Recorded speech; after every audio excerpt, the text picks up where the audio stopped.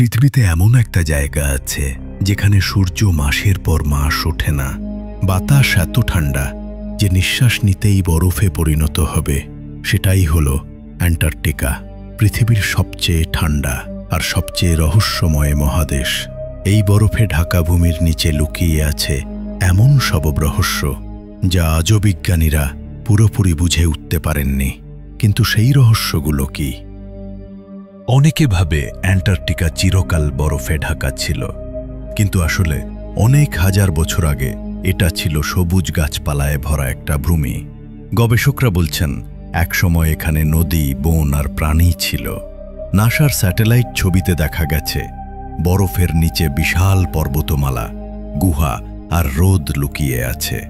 এর মধ্যে সবচেয়ে আশ্চর্য হল লেক ভস্টক, যেটা সম্পূর্ণ বরফের নিচে, অথচ সেখানে জীবনের চিহ্ন পাওয়া গেছে। ভাবতে পারো, সেই জল কোটি বছর ধরে বাইরের জগৎ থেকে আলাদা। তাহলে সেখানে কেমন প্রাণী থাকতে পারে যেগুলো পৃথিবীর অন্য কোথাও নেই?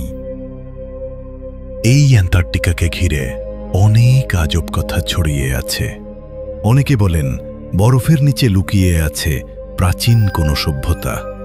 2016 সালে গুগল আর্থে দেখা যায় একটা বিশাল ত্রিভুজ আকৃতির পাহাড়, যেটা অনেকেই বলেছে পিরামিড হতে পারে। শুনে অনেকে ভেবে বসে এটা নাকি হারিয়ে যাওয়া অ্যাটলান্টিস সভ্যতার চিহ্ন।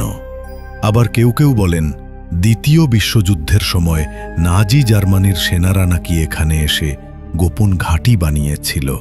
সেখানে তারা নাকি উড়ন্ত চাকি বা ইউএফও প্রযুক্তি নিয়ে পরীক্ষা চালাত। কেউ বলেন সেই ঘাঁটি আজও বরফের নিচে লুকিয়ে আছে, যেখানে মানুষের পা কোনোদিন পড়েনি। আজও বিজ্ঞানীরা এই জমাট বরফ কেটে নতুন নতুন রহস্য খুঁজে চলেছেন।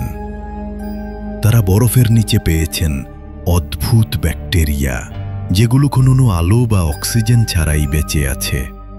আরও ভয়ঙ্কর ব্যাপার হল বরফের নিচে একাধিক আগ্নেয়গিরি লুকিয়ে আছে।